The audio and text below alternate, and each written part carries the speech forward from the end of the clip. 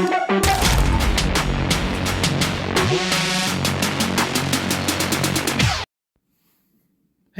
welcome back to the channel. Today I'm going to be talking about this really cool knife here. It is a rifleman's knife. A little different than what you might be thinking of, but it's still a rifleman's knife. And I'm going to discuss a little bit of the history of this knife and rifleman knives in particular. And if you'd like to hear more about that and check out this really cool knife, check out the video.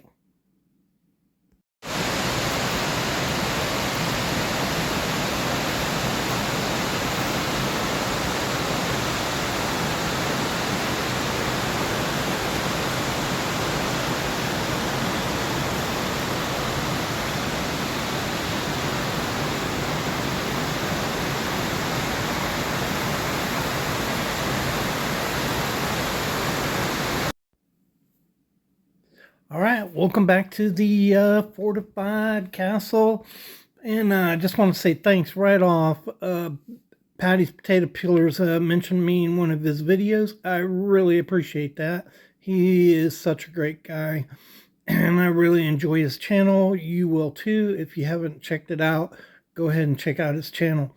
So, hi to all my viewers. Bonjour, privet, guten tag, hola, ciao, konnichiwa to my foreign viewers. And so we're going to be talking about this knife right here. And I'll let you know a little bit about the knife and then talk about the history of knives and knives like this. And it's going to be a fairly quick video though. So I got this knife from Crazy Crow. It's a reenactor knife, but this is a knife, it's been hardened and tempered, so you can use this knife. How well it would hold up, I don't know, but I think it'd hold up pretty well. You've got probably 1095 steel in here, possibly 1060 steel, spring steel. Not sure which they used. It's 12 inches long, the blade. You can tell it's kind of narrow blade there. Small hilt on this knife. It's got horn covers on it right here with 3 pins. And that's about all you need to know about this knife. So this knife is a replica of a knife found in Southwest United States. And I believe it's held in a museum in Arizona, if I'm not mistaken. Might be a little off on that. But that's, the folks at Crazy Crow had it replicated for Mountain Men reenacting, is how, this knife came to be.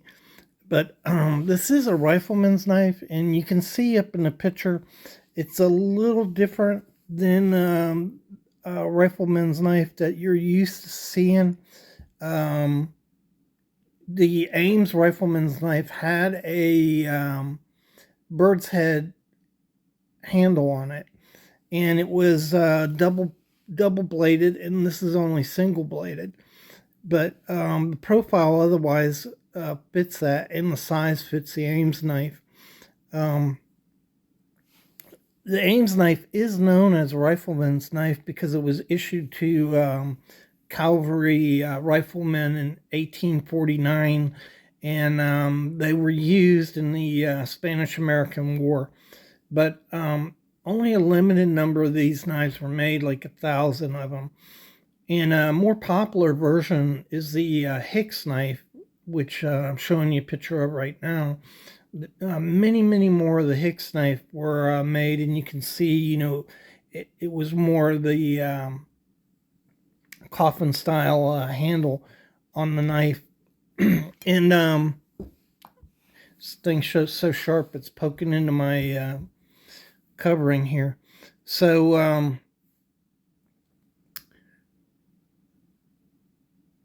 the history on these knives actually goes back to the Revolutionary War. And the original rifleman's knife didn't necessarily look like this. They were large knives.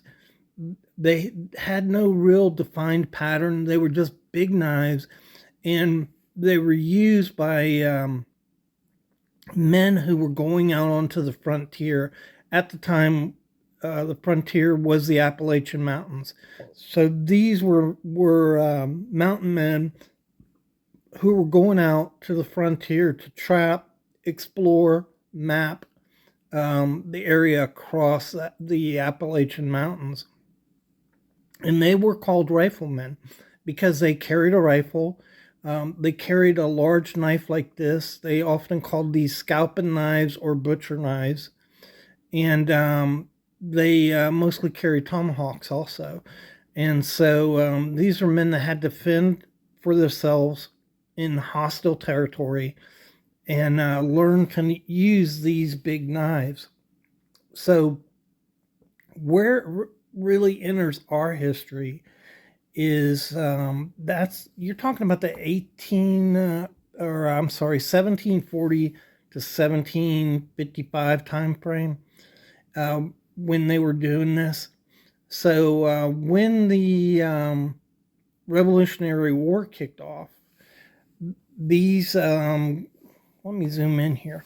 These mountain men, these frontiersmen, they were called riflemen, joined the American Revolution in large numbers.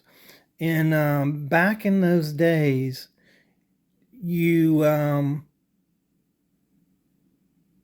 didn't get issued a knife from the military, so they issued you a black powder rifle. They preferred that you had a rifle, but if not, they issued you the rifle, but they didn't issue you a knife.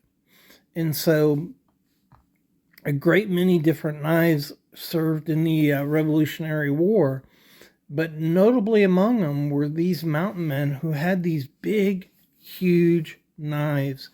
And it wasn't lost upon the American population the usefulness of a big knife like this in close quarters, in a close quarters fight. And so I don't think Americans ever forgot that. And leading up to the Civil War at the beginning of the 1800s, that's when you see big knives like these coming back into fashion. And of course, at that time, we're expanding westward. The 1840s is the great westward expansion. And once again, these big knives were used in self-defense for scouts and mountain men pushing west. And so they ended up being used in the Civil War to great effect. And so that's really the history of the rifleman's knife. As you got these black powder knives, swords kind of went out of favor. Officers carried swords. They were issued on a limited basis. And hold on a minute. Okay, so during the Revolutionary War, bayonets like this were used. They were called socket bayonets, and they went over the barrel. Barrel went into here, and you can fire out the barrel, and you still had the bayonet. And this is a type of, not exactly this type. This is actually a Russian bayonet from the late 1800s, but predominantly that was the type of bayonet. So they had very limited use as a knife. And of course, nowadays, militaries use a bayonet like this that you can also use as a fighting knife if you need to. But that was not the case back in the Revolutionary War. And so that's where a knife like this really came into its own, and why people started carrying them. Because your rifle had one shot, and a good rifleman can load, 3 shots within 3 minutes, but still, during a charge, you really didn't have another fighting instrument for close-in combat. and the riflemen, the frontiersmen, were all armed with these big knives that I'm sure made a big impression on a lot of people, and that's why they call them rifleman knives. So I hope you enjoyed the video. Pretty cool knife. It is a historical knife. Like I said, this is a reproduction of one that's held in a museum.